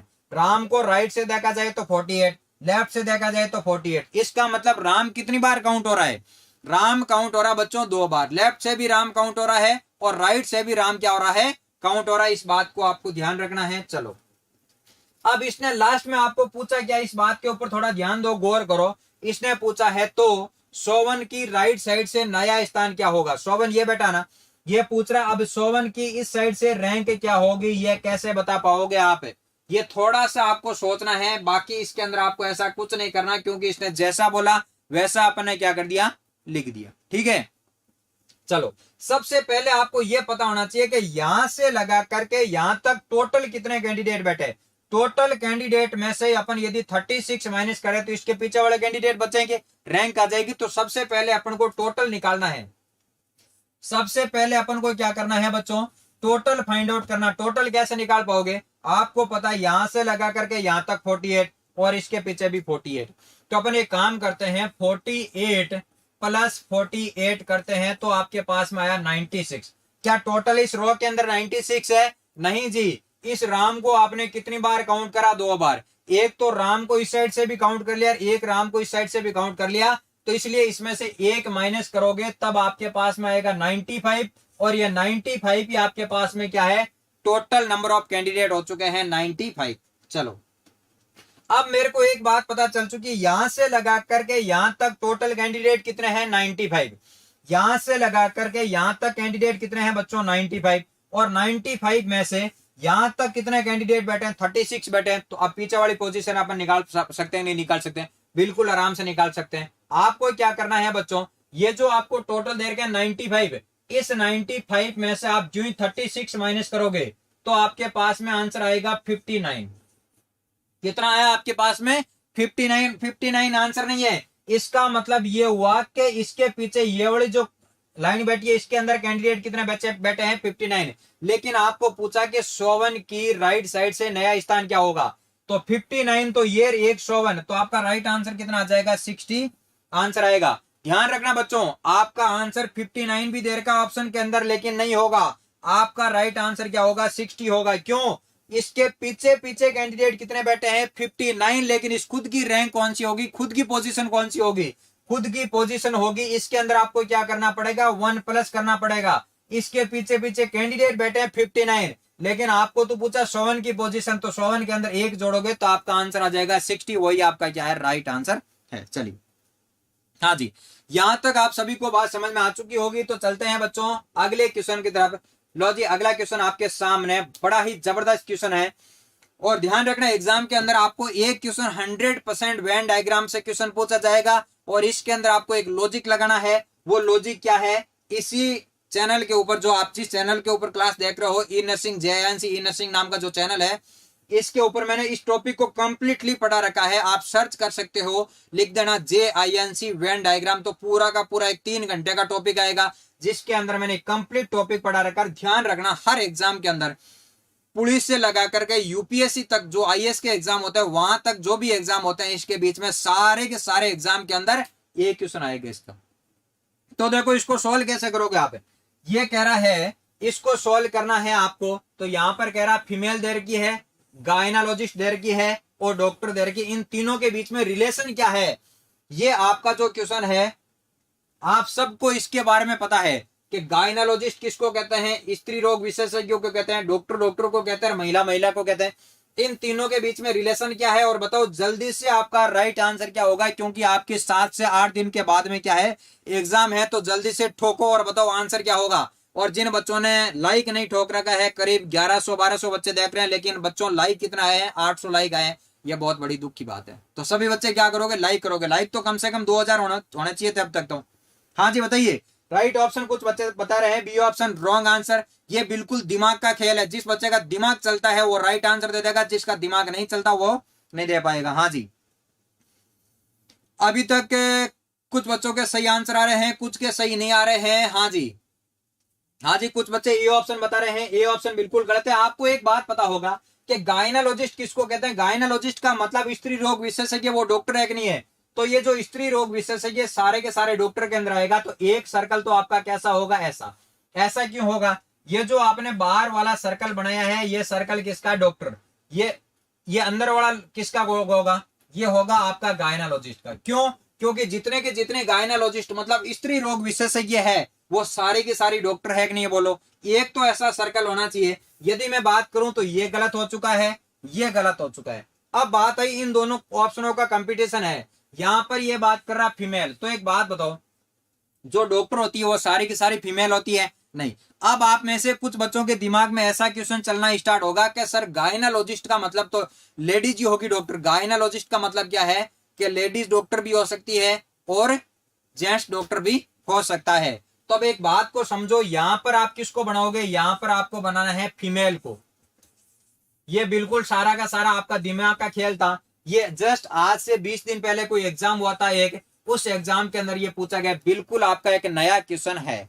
चलिए क्या करना है आपको, यहां पर अंदर वाला गोला किसका बनाओगे आप, गायनालॉजिस्ट। गायनालॉजिस्ट सारी की सारी किसके अंदर आती है, डॉक्टर के अंदर। और फीमेल, फीमेल कुछ डॉक्टर हो सकती है, कुछ फीमेल डॉक्टर नहीं भी होती है, और कुछ गायनालॉजिस्ट के अंदर फीमेल आ सकती है, कुछ नहीं भी आ सकती है। तो बताओ बच्चों राइट ऑप्शन क्या होगा, डी नंबर जो आपका आंसर दे रखा है, वो डी नंबर आपका 100% क्या है, राइट आंसर है। तो ध्यान रखना सभी बच्चों को, आपका राइट आंसर क्या आएगा, डी नंबर आपका क्या होगा, 100% आपका डी नंबर आंसर आएगा। चलिए तो चलते हैं बच्चों नेक्स्ट क्वेश्चन की तरफ चलते हैं, तैयार रहिए, आपका अगला क्वेश्चन आ रहा है आपके सामने। चलिए, आपका एक टॉपिक है जो आप सिलेबस निकाल के देखोगे, यूपी सीओचओ का जब भी आप सिलेबस देखोगे, सबसे ऊपर आपको एक हेडिंग मिलेगी जिसका नाम है अर्थमेटिकल रीजनिंग। तो वहां से ये क्वेश्चन पूछा गया है, अर्थमेटिकल रीजनिंग। और इसी चैनल के ऊपर आपको मिल जाएगा अर्थमेटिक रीजनिंग के जितने भी क्वेश्चन बनते हैं, जैसे जैसे क्वेश्चन बनते हैं, वो मैंने सारी की सारी चीजें आपको पढ़ाई है। ये तो आपके एग्जाम की दृष्टि से, एग्जाम से पहले एक और एग्जाम हम लेने जा रहे हैं। बाकी इस चैनल के ऊपर मैंने काफी सारे रीजनिंग के लगभग सारे के सारे टॉपिक ही मैंने पढ़ा रखे, आप इस चैनल के माध्यम से पढ़ सकते हो, ठीक है। चलिए, तो ये क्वेश्चन क्या कह रहा, बिल्कुल ये क्वेश्चन अर्थमेटिकल रीजनिंग का मतलब इस पूरा का पूरा खेल है मेंटल एबिलिटी का। आपका दिमाग कैसे चलता है, जैसे आपका दिमाग चलता, बड़े आराम से आप इस क्वेश्चन को क्या कर सकते हो, सोल्व कर सकते हो, सोच सकते हो आपका क्या आंसर बैठेगा। चलो ये क्वेश्चन क्या कह रहा है, ये कह रहा है एक टोकरी में कुछ फूल है। एक टोकरी में बच्चों क्या है, कुछ फूल है। हर मिनट के बाद में वो दुगुना हो रहा है, हर मिनट के बाद में दुगुना। तो ध्यान दो, ये पहली मिनट, ये दूसरी मिनट, ये तीसरी मिनट, ये चौथी मिनट और ये पांचवी मिनट। ये कह रहा हर मिनट के बाद में बच्चों दुगुना होता जा रहा है। दुगुना का मतलब क्या हुआ, मैं पहले प्रैक्टिकली समझाऊं। इसने बोला एक टोकरी में कुछ फूल रखे गए हैं, वो हर मिनट में दुगुना हो रहा है। पहले कितने फूल थे, एक, फिर डबल कितना हो गया, 2 फूल, फिर इसका डबल कितना हो गया, 4 फूल, 4 का डबल कितना हो चुका है, 8, 8 का डबल कितना हो रहा है, 16। अब आपको पूछा जाए कि 5वीं मिनट के अंदर आपने टोकरी को पूरा भर दिया, पूरा भरा, कितना लगा, 16। अब आधा कब होगा, आधा बोलो 4 में होगा कि नहीं होगा। हर मिनट के अंदर क्या हो रहा, होता जा रहा है, डबल होता जा रहा है। इसने बोला है डबल। देखो पहली मिनट, दूसरी मिनट, तीसरी मिनट, चौथी मिनट और पांचवी मिनट। पांचवी मिनट में मान लीजिए टोकरी को पूरा भर दिया और टोकरी में 16 फूल रख दिए, तो टोकरी आधी कब थी, इसे जस्ट पहले 16 का आधा कितना 8, तो 4वीं मिनट के अंदर क्या भरा गया था, आधा। यदि ये बात समझ में आई तो इस बात को समझो। इसने क्या हर मिनट के अंदर दुगुना होता जा रहा है। 30 मिनट बाद में टोकरी पूरी भर जाती है, तो टोकरी कितने मिनटों के बाद में आधी होगी। तो ये कह रहा है कि टोकरी को आपने क्या कर दिया, 30 मिनट के अंदर फुल कर दिया। क्या कर दिया, टोकरी को 30 मिनट के अंदर फुल भर दिया। मान लीजिए 30वीं मिनट के अंदर आपने टोकरी के अंदर कितने फूल रख दिए, 50। तो इससे आधे 50 फूल कब थे, इससे जस्ट पहले वाली मिनट के अंदर। पहले वाली मिनट का मतलब क्या होगा, 29 मिनट आपका क्या होगा, आंसर होगा। जो सी नंबर ऑप्शन बता रहे हैं उन सभी बच्चों का राइट होगा बिल्कुल। अभी भी कुछ बच्चे क्या बता रहे हैं, ए ऑप्शन बता रहे हैं, उन सभी बच्चों का रॉन्ग आंसर है। बिल्कुल एकदम आसान क्वेश्चन है। ये कह रहा है कि 30वें मिनट के अंदर टोकरी पूरी भर जाती है। मान लीजिए 30वीं मिनट के अंदर 100 फूल रखे गए, तो 50 कब थे, इससे जस्ट पहले वाली मिनट के अंदर 29। ये दिमाग के खेल है, मेंटल एबिलिटी पढ़ रहे हैं, आपका दिमाग चलना चाहिए। जैसे दिमाग चलेगा वैसे आप सही आंसर ठोक के आओगे। इसीलिए आपको क्या पढ़नी पड़ती है, रीजनिंग, मेंटल एबिलिटी। चलिए, तो आपका राइट ऑप्शन क्या हो चुका बच्चों, सी नंबर ऑप्शन आपका राइट है। चलिए नेक्स्ट क्वेश्चन की तरफ चलते हैं। लो जी, कुछ बच्चे पूछ रहे थे कि सर ब्लड रिलेशन का क्वेश्चन आता है। बिल्कुल आता है। मैं आपके सामने एक जबरदस्त क्वेश्चन कहते हैं, बिल्कुल एकदम एक अच्छे लेवल का क्वेश्चन आपके सामने लेके आ चुका हूं। तो चलिए इस क्वेश्चन को आप सॉल्व कैसे करोगे। ये आपको एक समीकरण दे रखी है। क्या दे रखी है, ये आपको एक समीकरण दे रखी है। इस समीकरण को आपको सॉल्व करना है। फिर इसने पूछा है कि then how is T related to P. फिर पूछा है कि टी के बीच में और पी के बीच में रिलेशन क्या है। तो टी के बीच में और पी के बीच में आप रिलेशन किस प्रकार से निकाल पाओगे। और इस टाइप का जो क्वेश्चन आता है, ब्लड रिलेशन का तो है ही, लेकिन कोड वाला क्वेश्चन है। कैसा क्वेश्चन है, कोडेड रिलेशन का क्वेश्चन है। इस क्वेश्चन को आप कैसे सॉल्व कर पाओगे और कैसे सॉल्व नहीं कर पाओगे, तो ध्यान दीजिए बच्चों। क्या करना है, ध्यान देना है, और कैसे सॉल्व करना है वो मैं आपको बता दूं। समीकरण आपको ये जो दे रखी है ना, इसको आपको सॉल्व करना है। क्या करना है, इसको सॉल्व करना है। इसको सॉल्व कैसे करना मैं बताऊं, इसका सेकंडों के अंदर आपको आंसर कैसे लेके आना है वो मैं बता दूं। तो ध्यान दो, ये कह रहा है आपको दे रखा P plus S into Q into R minus T भाग वी। इसको सॉल्व करना है। इसको सॉल्व करते ही आंसर आ जाएगा। इसको सॉल्व कैसे करना, अब प्लस का मतलब क्या है, इंटू का मतलब क्या है, इंटू का मतलब क्या, माइनस का मतलब क्या, डिवाइड का मतलब क्या है, वो कैसे समझोगे वो आपको यहां से समझना। ये इस साइड में तो मैंने इंग्लिश लिखी है और इस साइड में मैंने हिंदी लिख रखी है। तो ध्यान दीजिए, ये लाइन क्या कह रही है, इस लाइन को समझो। ये कह रहा है कि ए प्लस बी का अर्थ है ए बी का भाई है। क्या कह रहा, बी का भाई है, इस दूसरे का भाई है। इस दूसरे का भाई कौन है, ए। मतलब इस बी का भाई कौन है, ए। इसका मतलब ये हुआ। चलो सेकंड नंबर लाइन की बात करें। ये कह रहा है ए माइनस बी का अर्थ है ए नाम का जो कैंडिडेट है वो बी की पत्नी है। इस बी की पत्नी कौन है, ए।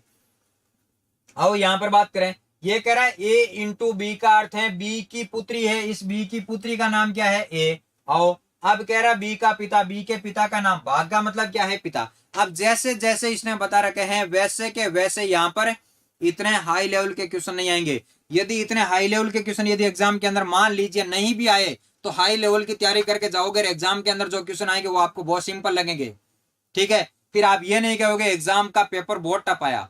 ठीक है, चलिए तो इसके ऊपर लिख दो सारे के सारे साइन। साइन आपको कैसे दे रखे, बाद वाला का। बोला बी का भाई है, प्लस का मतलब क्या है, इसका मतलब ये एस का भाई होगा।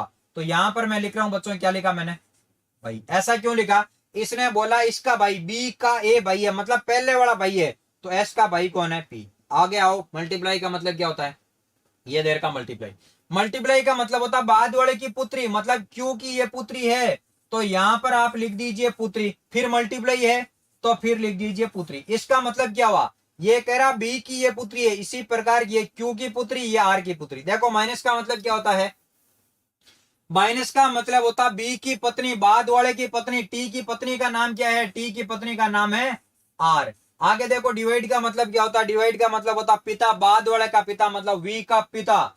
ये लो जी, आपका पूरा का पूरा क्वेश्चन सॉल्व और आपका आंसर आपके हाथ में आ चुका है। चलो ध्यान दीजिए कैसे सॉल्व करना। अब किसके बारे में पूछा, टी के बीच में और पी के बीच में। ये तो रहा आपका टी और ये रहा आपका पी, निकाल लो, आंसर आ चुका है। लेकिन अपन ने जो आंसर देखा है वो अपने क्वेश्चन पढ़ा, पीछे वाले का आपको क्या दे रखा है, आंसर दे रखा है। बोला ये बी का भाई है, बोला ये बी की पत्नी है, तो आपको चलना भी पीछे से है। एक बात बताओ, ये किसी का पिता है, पिता किसको कहते हैं, मेल को या फीमेल को, मेल को, तो खुद को क्या मानोगे आप, मेल। अपन अपनी पत्नी और अपनी पत्नी का जो पुत्र, आपका पुत्र, आपके पुत्र की पुत्री होती है, उसको आप क्या कहोगे, पोत्री, मतलब क्या कहोगे, ग्रैंड डॉटर कहोगे। और ग्रैंड डॉटर का जो भाई होता है उसको भी आप क्या कहोगे, उसको आप कहोगे ग्रैंड सन। तो आपको पूछा T related to P, T का रिलेशन पूछा गया है, तो टी का रिलेशन पूछा गया है, तो आपका आंसर क्या आएगा, दादा दादी।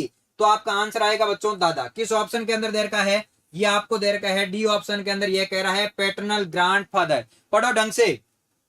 जैसे कि मैं यहां पर बैठा हूं, ठीक है, ये मेरी पत्नी, ये मेरी पत्नी की पुत्री, मतलब मेरी पुत्री, मेरी पुत्री की पुत्री, मेरी पुत्री की, ओहो ये आंसर नहीं आएगा भाई, पढ़ो ढंग से। यहां पर मैं बैठा हूं, ये मेरी पत्नी है, मेरी पत्नी की पुत्री, मतलब मेरी पुत्री, और मेरी पुत्री की जो पुत्री होगी वो अपने लिए क्या लगेगी, भांजी, और भांजी का जो भाई होगा वो लगेगा भांजा। इसका मतलब ये इसके लिए क्या लगेगा, नाना लगेगा। किस ऑप्शन के अंदर देर का बच्चा, ये देर का है आपका सी ऑप्शन सही आएगा, मैटरनल ग्रैंड फादर की बात करा, नाना आपका क्या होगा, राइट ऑप्शन होगा। ए ऑप्शन ही आएगा बच्चों। क्या आंसर आएगा, खुद के ऊपर सोचो ऐसा कि यहां पर आप खुद बैठे हो, ये आपकी पत्नी, और पत्नी की जो पुत्री है वो आपकी पुत्री, आपकी पुत्री की जो पुत्री है उसको अपन क्या कहते हैं, उसको अपन कहते हैं ग्रैंड सन, ग्रैंड डॉटर, मतलब आपकी भांजी हो चुकी है। उसका जो भाई होगा उसके लिए टी खुद क्या लगेगा, तो टी क्या लगेगा, नाना लगेगा कि नहीं लगेगा, सी ऑप्शन आएगा आपका सही ऑप्शन।